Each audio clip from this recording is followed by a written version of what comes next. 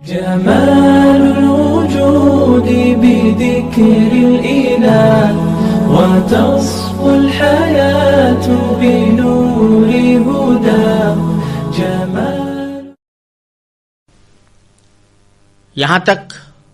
اللہ تبارک و تعالی نے ان کے اس دعوے کی حقیقت واضح فرمائی تھی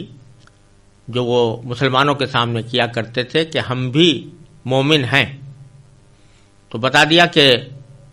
مومن ہونے کے جو تقاضے ہیں ان میں سے کوئی وہ پورے نہیں کرتے، اور اگر مومن ہیں تو ان کا ایمان بہت ہی بری باتوں کا ان کو حکم دے رہا ہے. اب آگے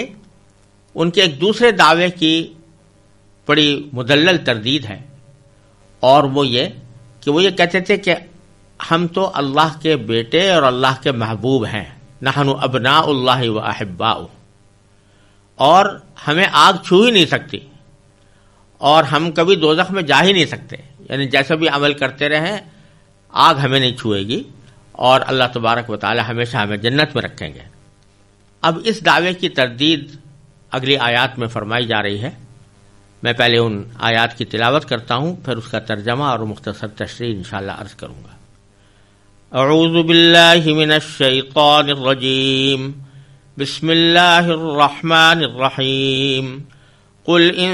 كانت لكم الدار الآخرة عند الله خالصة من دون الناس فتمنوا الموت إن كنتم صادقين ولن يتمنوه أبدا بما قدمت أيديهم والله عليم بالظالمين.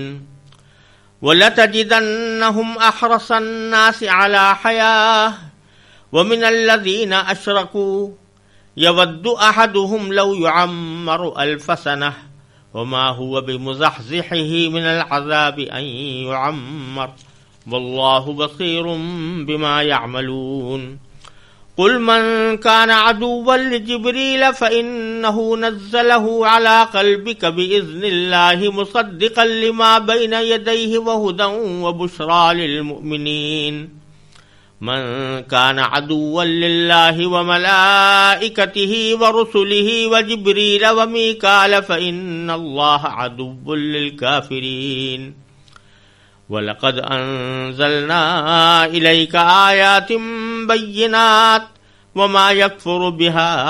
إِلَّا الْفَاسِقُونَ. أَوَكُلَّمَا عَاهَدُوا عَهْدًا نَبَذَهُ فَرِيقٌ مِّنْهُمْ بل اکثرهم لا یؤمنون. ان آیات کریمہ کا ترجمہ یہ ہے کہ آپ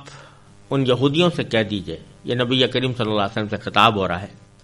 کہ آپ ان سے یہودیوں سے کہہ دیجئے کہ اگر اللہ کے نزدیک آخرت کا گھر تمام انسانوں کو چھوڑ کر صرف تمہارے ہی لیے مخصوص ہے تو موت کی تمنا تو کر کے دکھاؤ اگر واقعی سچے ہو. اور انہوں نے اپنے جو کرتوت آگے بھیج رکھے ہیں ان کی وجہ سے یہ کبھی ایسی تمنا نہیں کریں گے. اللہ ظالموں کو خوب جانتا ہے. یقیناً تم ان لوگوں کو پاؤ گے کہ انہیں زندہ رہنے کی حرص دوسرے تمام انسانوں سے زیادہ ہے، یہاں تک کہ مشرکین سے بھی زیادہ. ان میں کا ایک ایک شخص یہ چاہتا ہے کہ 1000 سال عمر پائے، حالانکہ کسی کا بڑی عمر پا لینا اسے عذاب سے دور نہیں کر سکتا، اور یہ جو عمل بھی کرتے ہیں اللہ اسے اچھی طرح دیکھ رہا ہے. کہہ دو کہ اگر کوئی شخص جبرائیل کا دشمن ہے تو ہوا کرے، انہوں نے تو یہ کلام اللہ کی اجازت سے تمہارے دل پر اتارا ہے جو اپنے سے پہلے کی کتابوں کی تصدیق کر رہا ہے، اور ایمان والوں کے لیے مجسم ہدایت اور خوشخبری ہے. اگر کوئی شخص اللہ کا، اس کے فرشتوں اور رسولوں کا اور جبرائیل اور میکائیل کا دشمن ہے تو وہ سن رکھے کہ اللہ کافروں کا دشمن ہے. اور بے شک ہم نے آپ پر ایسی آیتیں اتاری ہیں جو حق کو آشکار کرنے والی ہیں،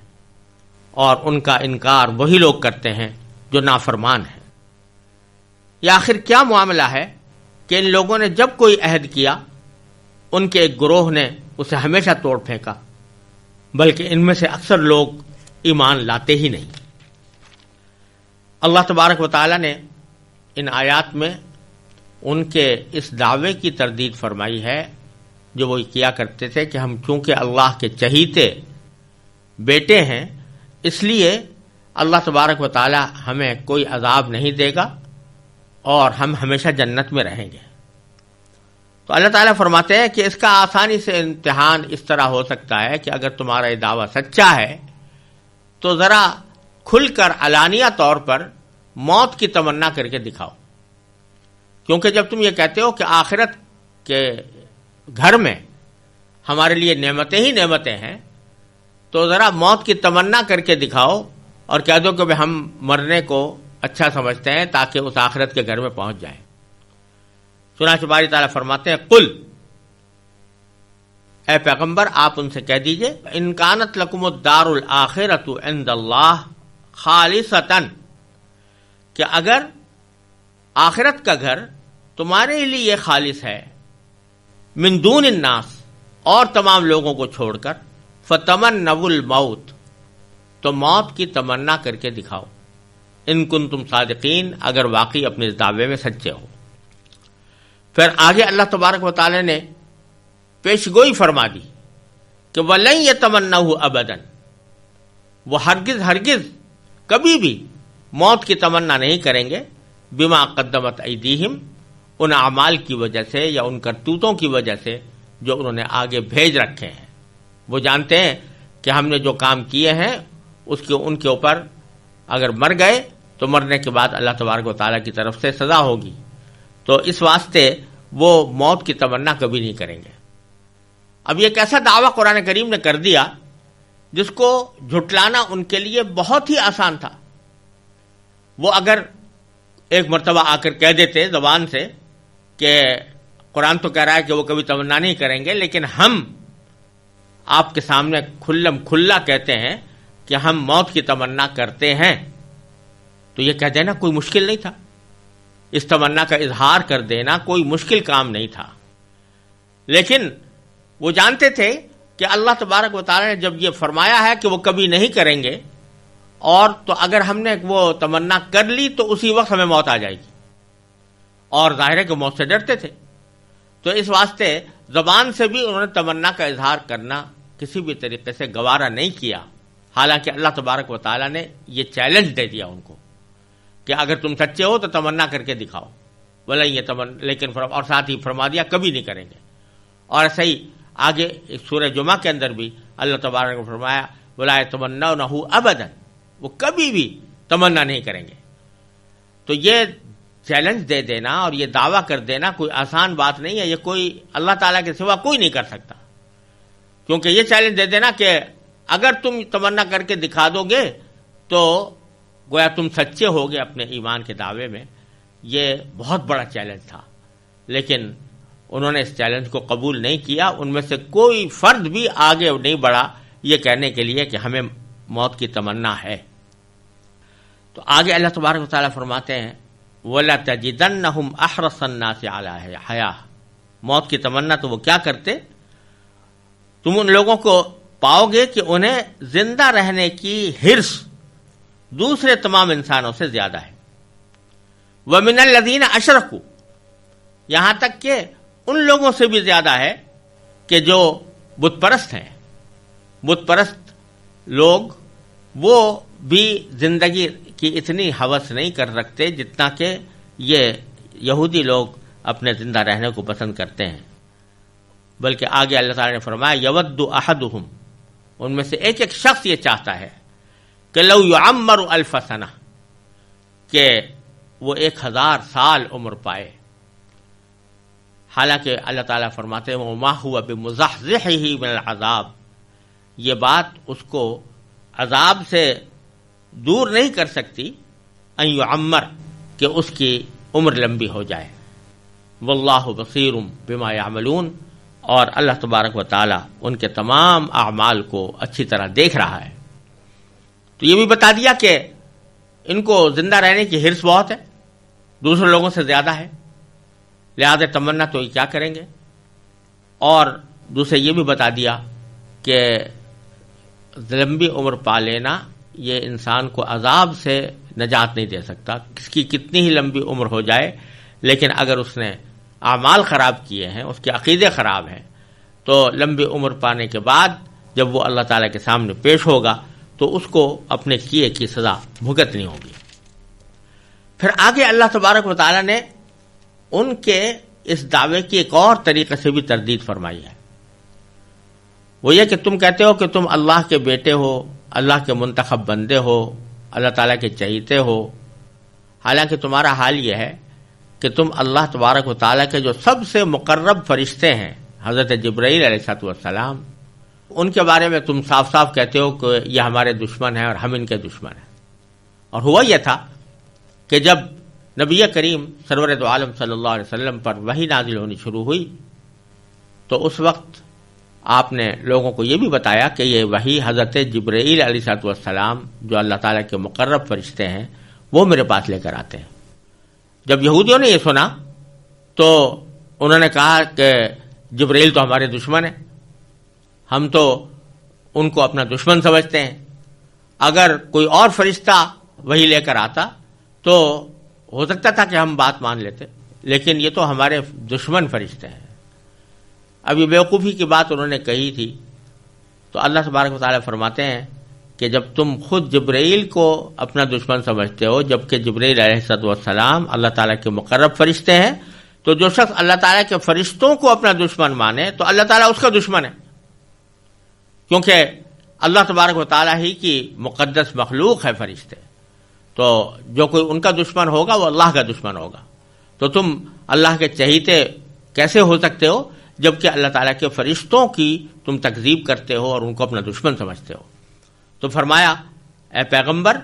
قل، آپ کہہ دیجئے من کان عدوا لجبریل، کہ اگر کوئی شخص جبریل کا دشمن ہے تو اللہ تعالیٰ کو اس کی کیا پرواہ ہو سکتی ہے، وہ ہوا کرے. فإنہ نزلہ علی قلبک، تو واقعہ تو یہی ہے کہ یہ کلام اللہ قرآن کریم یہ اللہ تعالیٰ کی اجازت سے انہوں نے ہی تمہارے دل پر اتارا ہے، یعنی جبریل علیہ السلام نے اتارا ہے. نزلہ علی قلبک بإذن اللہ مصدقا لما بین یدیہ، اور وہ کلام اس طرح اتارا ہے کہ وہ اپنے سے پہلے کی کتابوں کی تصدیق کر رہا ہے، یعنی اس میں نبی آخر الزماں صلی اللہ علیہ وسلم کی تشریف آوری کی جو بشارتیں ہیں یہ ان کو پورا کر رہا ہے. اور وہدن وبشریٰ للمؤمنین، یہ ہدایت ایمان والوں کے لیے مجسم ہدایت ہے، اور بشرا ہے یعنی خوشخبری ہے اس بات کی کہ ان کے ایمان اور عمل صالح کے نتیجے میں آخرت کی زندگی ان کے لیے بہترین ہوگی. اور پھر اللہ تعالیٰ نے فرمایا کہ وَلَقَدْ أَنزَلْنَا إِلَيْكَ آيَاتٍ بَيِّنَاتٍ، اور ہم نے آپ کے پاس ایسی آیتیں اتاری ہیں جو حق کو واضح کرنے والی ہیں. وَمَا يَكْفُرُ بِهَا إِلَّا الْفَاسِقُونَ، اور ان کا انکار وہی لوگ کرتے ہیں جو نافرمان ہیں. تو در حقیقت یہ لوگ جب ان آیتوں کا انکار کر رہے ہیں تو یہ اپنے نافرمانی کا ثبوت دے رہے ہیں اور اپنے اس دعوے کی تردید مہیا کر رہے ہیں کہ وہ اللہ تعالیٰ کے منتخب بندے ہیں. پھر فرمایا کہ اَوَ كُلَّمَا عَاهَدُوا عَهْدًا، یہ آخر کیا معاملہ ہے کہ ان لوگوں نے جب کوئی عہد کیا اللہ تبارک و تعالیٰ سے یا اللہ کے پیغمبروں سے، نبذہ فریق منہم،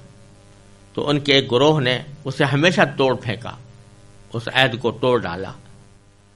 بل اکثرہم لا یؤمنون، بلکہ ان میں سے اکثر لوگ ایمان لاتے ہی نہیں ہیں. اس کے بعد اللہ تبارک و تعالی نے اگلی آیات میں یہ بیان فرمایا ہے کہ وہ نہ صرف یہ کہ رسول اللہ صلی اللہ علیہ وسلم کی تصدیق نہیں کرتے اور آپ کی بات کو نہیں مانتے، آپ کو رسول تسلیم نہیں کرتے، اس کے بجائے جب رسول اللہ صلی اللہ علیہ وسلم کی رسالت کو ماننے کا معاملہ آتا ہے تو اللہ کی کتاب کو تو یہ پیچھے ڈال دیتے ہیں، اللہ تعالیٰ کی کتاب کو تو پس پش ڈال دیتے ہیں. یعنی تورات کو بھی، کیونکہ تورات کے اندر نبی آخر الزماں صلی اللہ علیہ وسلم کی تشریف آوری کی بشارتیں موجود تھی، اس کو بھی پس پش ڈال دیتے ہیں. اور خود یہ کتاب جو اللہ تعالیٰ کی نازل ہوئی ہے اس کو بھی پس پش ڈال دیتے ہیں، گویا کہ ان کو اس کا پتہ ہی نہیں تھا۔ اور اللہ کی کتاب کو پس پش ڈالنے کے بعد پیچھے پڑے ہوئے ہیں کچھ ایسے جادو منتروں کے، جو جادو ٹوٹکوں کے، کہ جن کی کوئی حقیقت ہی نہیں ہے، اور بعض اوقات وہ کفر تک پہنچ جاتے ہیں۔ ان کا ذکر کیا ہے آگے اللہ تبارک و تعالی نے آگے کی آیات میں۔ ان آیات کی میں تلاوت کرتا ہوں اور پھر ترجمہ اور اس کی تھوڑی تشریح۔ وَلَمَّا جَاءَهُمْ رَسُولٌ مِّنْ عِندِ اللَّهِ مُصَدِّقٌ لِّمَا مَعَهُمْ نَبَذَ فَرِيقٌ مِّنَ الَّذِينَ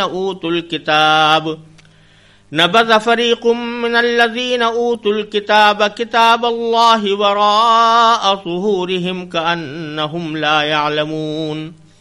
وَاتَّبَعُوا مَا تَتْلُو الشَّيَاطِينُ عَلَى مُلْكِ سُلَيْمَانَ وَمَا كَفَرَ سُلَيْمَانُ وَلَكِنَّ الشَّيَاطِينَ كَفَرُوا يُعَلِّمُونَ النَّاسَ السِّحْرَ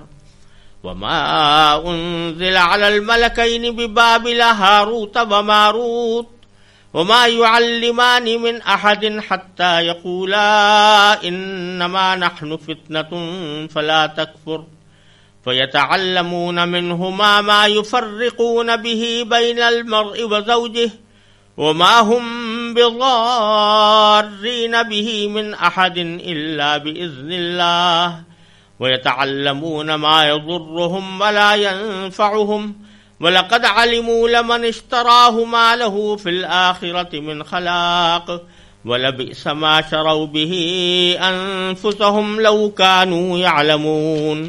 وَلَوْ أَنَّهُمْ آمَنُوا وَاتَّقَوْا لَمَثُوبَةٌ مِّنْ عِندِ اللَّهِ خَيْرٌ لَوْ كَانُوا يَعْلَمُونَ۔ ان آیات کا ترجمہ یہ ہے کہ جب ان کے پاس اللہ کی طرف سے ایک رسول آئے جو اس تورات کی تصدیق کر رہے تھے جو ان کے پاس ہے، تو اہل کتاب میں سے ایک گروہ نے اللہ کی کتاب کو اس طرح پس پش ڈال دیا گویا وہ کچھ جانتے ہی نہ تھے، اور ان منتروں کے پیچھے لگ گئے جو سلیمان علیہ السلام کی سلطنت کے زمانے میں شیاطین پڑھا کرتے تھے۔ اور سلیمان علیہ السلام نے کوئی کفر نہیں کیا تھا، البتہ شیاطین لوگوں کو جادو کی تعلیم دے کر کفر کا ارتکاب کیا کرتے تھے۔ نیز یہ لوگ اس چیز کے پیچھے لگ گئے جو بابل شہر میں ہاروت اور ماروت نامی دو فرشتوں پر نازل کی گئی تھی۔ یہ دو فرشتے کسی کو اس وقت تک کوئی تعلیم نہیں دیتے تھے جب تک اس سے یہ نہ کہہ دیں کہ ہم محض آزمائش کے لیے بھیجے گئے ہیں، لہذا تم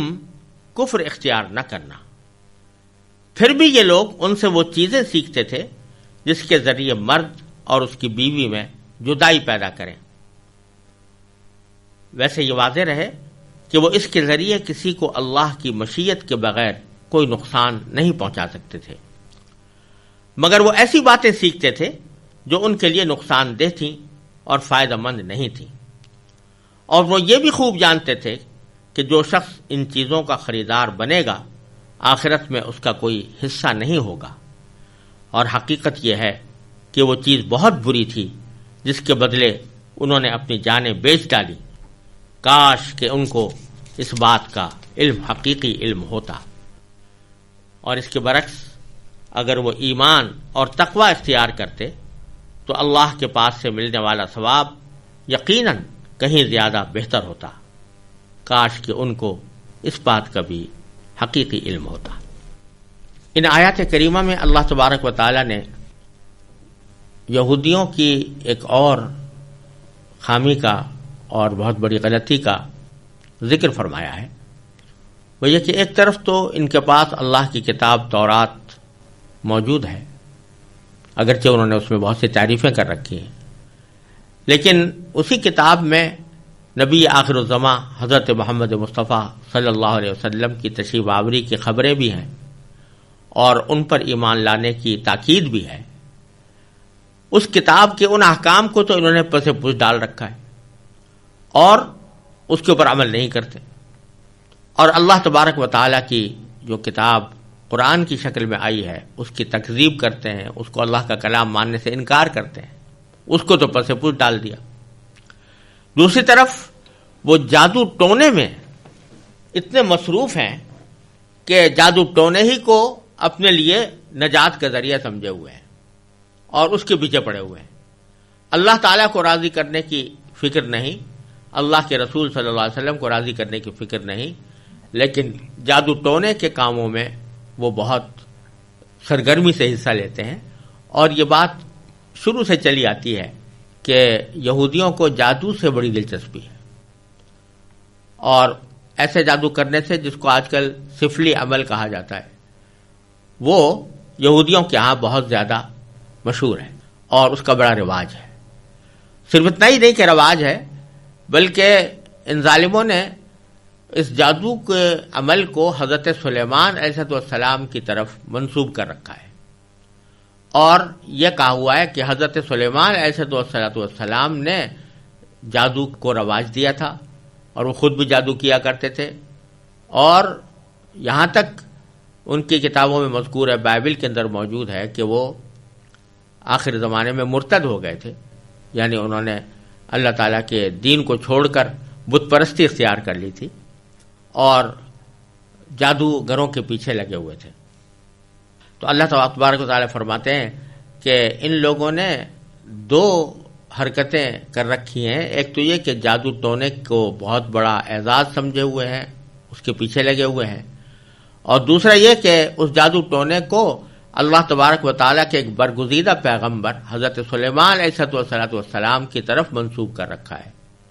اور یہ کہتے ہیں کہ یہ ان کی تعلیم ہے اور ہم ان کی تعلیم پر عمل کر رہے ہیں۔ اللہ تبارک و تعالیٰ نے بڑے صاف لفظوں میں ان کے اس الزام کی تردید کی ہے کہ حقیقت میں حضرت سلیمان علیہ السلام نے کبھی نہ کفر کیا اور نہ کبھی وہ جادو کے پیچھے پڑے، وہ تو اللہ تعالیٰ کے برگزیدہ پیغمبر تھے۔ تو ایک طرف تو اللہ تبارک و تعالیٰ نے یہ سلیمان علیہ السلام کی برات ظاہر کر کے ان کی جادو اور ٹونے کے پیچھے لگنے کی تفصیل بیان فرمائی ہے۔ چنانچہ فرمایا کہ وَلَمَّا جَاءَهُمْ رَسُولٌ مِّنْ عِندِ اللَّهِ، اور جب ان کے پاس